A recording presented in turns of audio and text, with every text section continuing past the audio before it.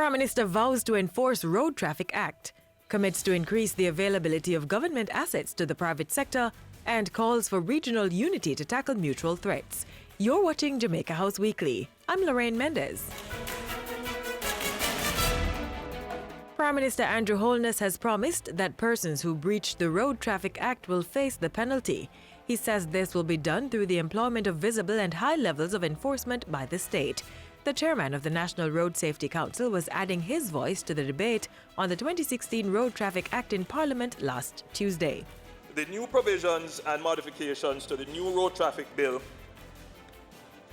takes us a significant way in ameliorating the critical issues faced by Jamaicans on the roads and achieves our objectives to align the provisions of our laws with international best practices. The legislation has a number of new clauses, including making it mandatory for drivers to have a valid license in their possession while operating a vehicle.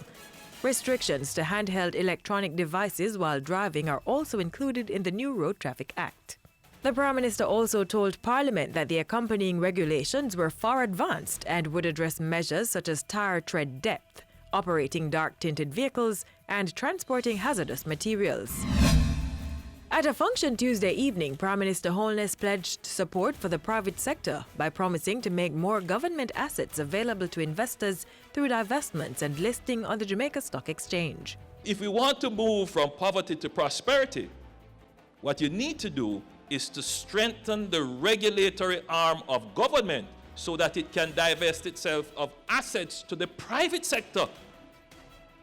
Government regulates the private sector and private sector produces efficiently. The Prime Minister was speaking at the opening of the 19th Jamaica Stock Exchange Investments and Capital Markets Conference. He used the occasion to reiterate government support of the stock exchange through incentives. And Prime Minister Holness said government was fast-tracking public sector transformation to ensure that the country continued on its growth path. Mr. Holness said work was advanced to ensure that growth sectors such as shipping, logistics, and business process outsourcing were not hindered by government bureaucracy. It makes no sense that Jamaica is centrally located as very close to all the shipping routes, and companies who want to locate their businesses here for logistics purposes find that our tax system does not endear or support them in doing so.